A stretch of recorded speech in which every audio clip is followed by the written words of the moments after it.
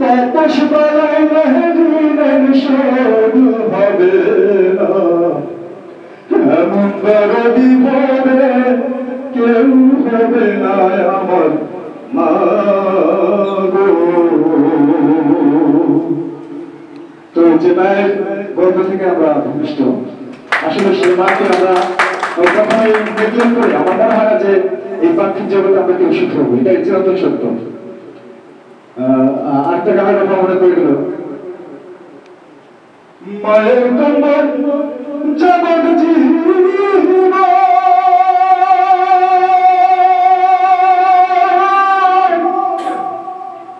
দু চার মাসে মনের কন্দন রে, মায়ের কন্যার জগৎ জীবন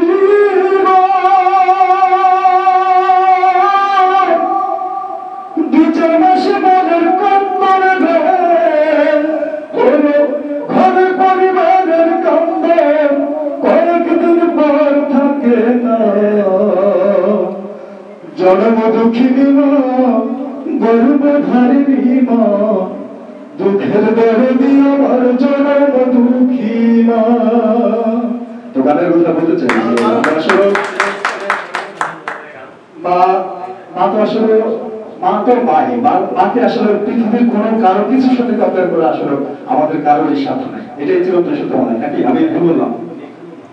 তো এই মায়ের রাস্তা ফাউন্ডেশন দারুণ একটি মানে সুপরিকল্পিত, আমি বলবো সুপরিকল্পিত একটা ফাউন্ডেশন, যে ফাউন্ডেশন সুন্দর করে বসে সাজিয়ে গুছিয়ে চলার যে চেষ্টা, তাতে আমার সবসময় সব দিক দিয়ে সমর্থন থাকবে, সহযোগিতা থাকবে, ভালোবাসা থাকবে, উত্তরোত্তর সাফল্য কামনা তো অবশ্যই করবো।